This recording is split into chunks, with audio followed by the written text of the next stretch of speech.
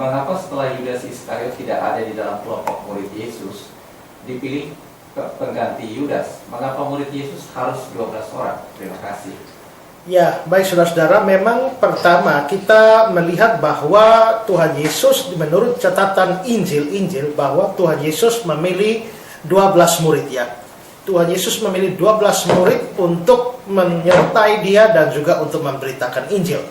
Nah, lalu kita juga tahu bahwa salah seorang murid yaitu Yudas Iskariot berkhianat, lalu pada akhirnya dia mati bunuh diri, dan lalu disuruh juga pada setelah Tuhan Yesus naik ke surga, maka dipilih lagi satu orang untuk menggantikan posisi Yudas Iskariot, dan pada akhirnya kita bisa melihat bahwa murid-murid mendapatkan orang untuk mengganti posisi dari Yudas. Nah, jadi Tuhan Yesus memilih 12 murid Yesus, 12 rasul. Setelah Yudasnya mati, harus diganti lagi satu supaya angkanya pas 12 atau jumlahnya pas 12.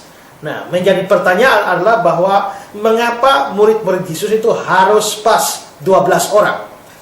Nah, saudara-saudara, menurut saya bahwa memang pemilihan murid-murid dalam jumlah 12 orang itu bukan sesuatu kebetulan. Itu bukan sesuatu yang tanpa makna. Saya percaya bahwa Yesus ketika memilih murid-muridnya sebanyak 12 orang, maka itu dilakukan secara sengaja atau ada makna tertentu di balik itu. Makanya dia memilih 12 orang. Nah, mengapa sampai Yesus memilih 12 murid atau untuk apa? Nah, saya kira jawaban bukan hanya dari saya ya, tapi juga dari banyak penafsir. Mereka mengatakan bahwa pemilihan murid-murid dalam jumlah 12 orang itu adalah untuk menyesuaikan dengan 12 suku Israel di dalam perjanjian lama. Karena kita tahu ada di dalam perjanjian lama ada 12 suku berdasarkan anak-anak dari Yakub. Nah, tidak termasuk Dina yang adalah anak perempuan. Jadi 12 anak Yakub menjadi 12 suku Israel. Pemilihan 12 murid Yesus itu adalah untuk menyesuaikan dengan 12 suku Israel ini. Nah, saya memberikan komentar. Tadi saya mengatakan bahwa bukan pendapat saya saja, tapi juga pendapat banyak penafsir. Saya mengutip komentar dari Calvin. John Calvin mengatakan bilangan ini, maksudnya bilangan 12 itu ya, bilangan ini mengingatkan orang-orang Yahudi tentang tujuan atau maksud kedatangannya. Tetapi karena mereka tidak menyerah kepada kasih karunia Allah, dia memperanakan untuk dirinya sendiri Israel baru. Jadi menurut Calvin, Israel baru itu diwakili dengan 12 murid Yesus itu ya. Lalu di dalam buku tafsiran Pulpit Commentary diberikan keterangan demikian.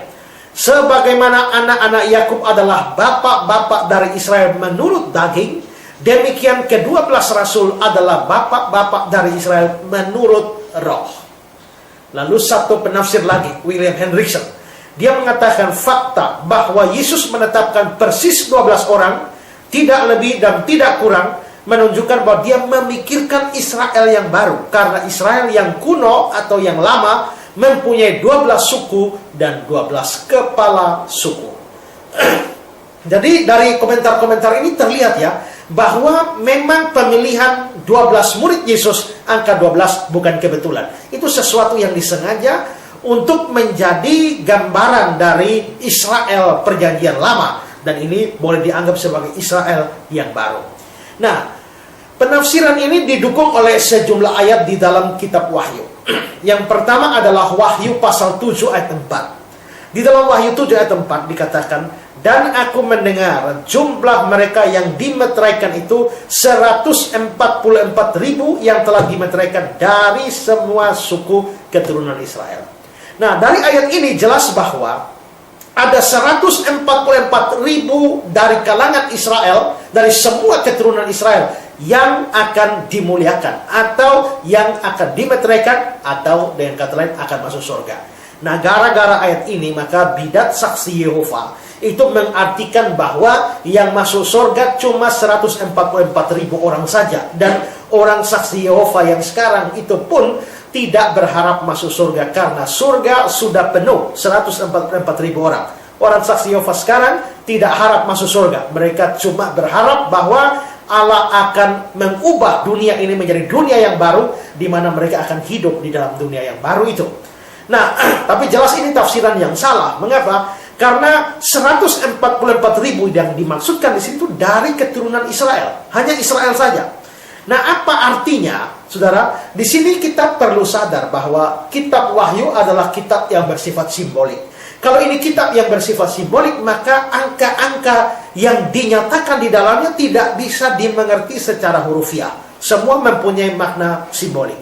Nah, apa artinya ini ya? Apa artinya 144.000 orang yang dimeteraikan ini? Nah, apakah ini berarti bahwa orang Israel yang akan masuk surga hanya 144.000 saja? Tentu tidak. Nah, tadi saya sudah katakan ini angka bersifat simbolik. Nah, angka 144.000 itu adalah hasil dari perkalian 144 kali 1000. 144 kali 1000. Nah, dari mana angka 144? Angka 144 itu dari hasil 12 kali 12. Mengapa harus 12 kali 12? Karena angka 12 sebanyak 2 kali ini mewakili perjanjian lama dan perjanjian baru. Perjanjian lamanya 12 suku Israel, dan perjanjian barunya adalah 12 murid Yesus yang adalah orang Israel. Nah, saudara, bahwa 12 rasul atau 12 murid Yesus diperhitungkan di sini bersama-sama dengan 12 suku Israel, itu memang karena nama mereka dipakai sebagai simbol-simbol di dalam kerajaan surga. Dan itu ditunjukkan di dalam Wahyu 21 ayat yang ke-11, 12, dan 14. Di sana dikatakan, kota itu penuh dengan kemuliaan Allah, dan cahayanya sama seperti permata yang paling indah, bagaikan permata yaspis, jernih seperti kristal. Dan temboknya besar lagi tinggi, dan pintu gerbangnya 12 buah. Dan di atas pintu-pintu gerbang itu ada 12 malaikat, dan di atasnya tertulis nama ke-12 suku Israel. Jadi 12 suku Israel namanya tertulis di sorga. Lalu ayat 14, dan tembok kota itu mempunyai 12 batu dasar, dan di atasnya tertulis ke-12 nama ke-12 rasul anak domba itu. Jadi jelas bahwa nama 12 rasul itu ada tercatat di sorga. Karena itu maka 12 dari PL, 12 dari PB. Nah, karena 12 ini dari PL, 12 dari PB, 12 kali 12 itu angkanya 144. Dari situ angka 144 dihasilkan. Nah, lalu 144 kali 1000, makanya jadi 144.000. Dari mana angka 1000 itu diperoleh? Nah, angka 1000 ini kita ingat bahwa itu adalah 10 pangkat 3 ya. 10 kali 10 kali 10 yang dalam makna simbolik itu biasanya diartikan sebagai angka sempurna. Jadi maksudnya di sini bukan hurufiah, di mana diartikan hanya 144.000 orang Israel yang akan selamat, melainkan seluruh orang percaya dari Israel, baik dalam perjanjian lama maupun juga dari perjanjian baru, semuanya akan genap atau akan lengkap masuk ke dalam kerajaan surga. Ya. Dan ini seorang penafsir namanya Jacob Groen, dia mengatakan kita harus menyadari bahwa bilangan ini diperoleh dari 12 dan 1000. 12 kali 12 sama dengan 144, dan 144 kali 1000. Bilangan 12 adalah jumlah dari 12 suku Israel, dan jumlah dari 12 rasul pula. Bilangan ini mencakup bangsa Tuhan perjanjian lama dan bangsa Tuhan perjanjian baru. Selanjutnya 1000, 10 kali 10 kali 10 menunjukkan bahwa jumlah mereka cukup banyak, suatu bilangan yang bulat dan genap. Ya. Lalu juga penafsir lain, William Barclay mengatakan, jumlah 144.000 bukan berarti pembatasan, melainkan menunjukkan keutuhan dan kesempurnaan. Jumlah ini merupakan hasil perhitungan 12 kali 12, kuadrat yang sempurna, dan bahkan menjadi lebih lengkap dengan dikalikan 1000. Ini bukan berarti orang yang diselamatkan jumlahnya hanya sedikit. Justru sebaliknya, ini berarti jumlah orang yang diselamatkan itu sangat besar. Nah, jadi maksudnya apa, saudara? Maksudnya adalah bahwa nanti akan ada angka simbolik 144.000. Nah, 144.000 ini adalah hasil kali 12 kali 12. 12 dari suku PL, suku Israel PL, dan 12 dari PB, yaitu 12 murid Yesus. Nah, kalau murid Yesusnya tidak mencapai 12 orang atau lebih dari 12 orang, maka perhitungannya menjadi kacau.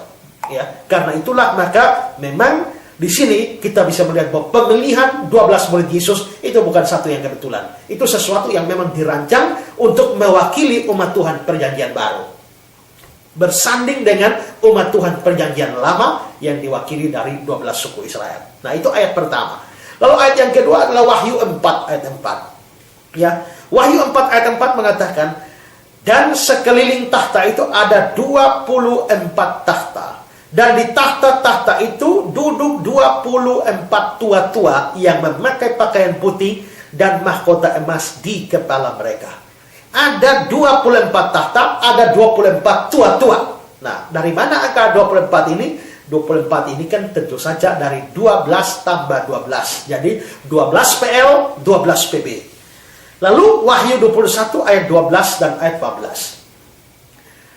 Dan temboknya besar lagi tinggi dan pintu gerbangnya 12 buah. Dan di atas pintu-pintu gerbang ada 12 malaikat. Dan di atasnya tertulis nama ke-12 suku Israel. Lalu ayat 14. Dan tembok kota itu mempunyai 12 batu dasar. Di atasnya tertulis ke-12 nama ke-12 rasul anak domba. Jadi memang nama-namanya dipakai, nama-nama rasul, 12 rasul dipakai untuk menuliskan atau nama batu dasar, ya, di dalam kerajaan sorga. Tentu saja ini bermakna simbolik, tapi jelas bahwa 12 PL, 12 PB itu seimbang.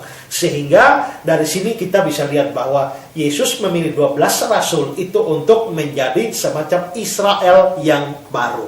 Nah, kalau murid Yesus tidak sampai 12 atau lewat dari 12, maka itu tentu saja perhitungannya menjadi tidak sempurna. Karena itulah maka ketika Yudas Iskariot telah mati, maka dipandang perlu untuk menambah satu orang lagi, melengkapi angka 12 ini. Dan karena itu maka para rasul itu tentu saja atas otoritas ilahi, mereka memilih menambahkan satu orang rasul ke dalam jumlah 11 orang itu. Sehingga jumlah rasul-rasul kembali menjadi 12 orang. Jadi itu bukan kebetulan.